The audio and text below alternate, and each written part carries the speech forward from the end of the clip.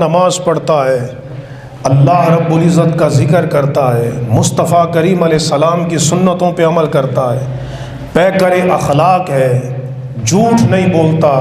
تہمت نہیں لگاتا، گالی نہیں دیتا، غیبتیں نہیں کرتا، برائیاں نہیں کرتا، وہ بس اپنی آخرت کی فکر میں لگا رہتا ہے، میرے حضور فرماتے ہیں میری امت کا سب سے بڑا عقل مند مومن وہ ہے، سب سے بڑا عقل مند، کیونکہ وہ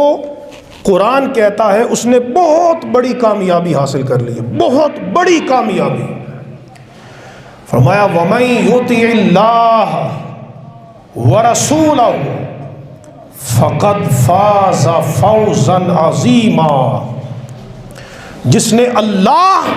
اور اس کے رسول کی اطاعت کی تو بے شک وہ بہت بڑی کامیابی کے ساتھ کامیاب ہو گیا، بہت بڑی کامیابی کے ساتھ۔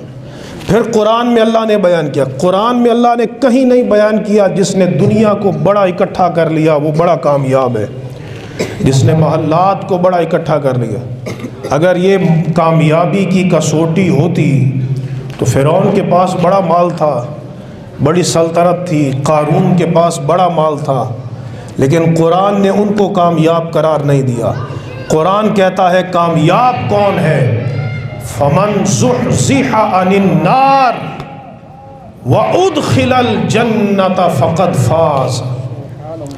اللہ فرماتا ہے کہ جس کو دوزخ سے بچا دیا گیا اور جنت میں داخل کر دیا گیا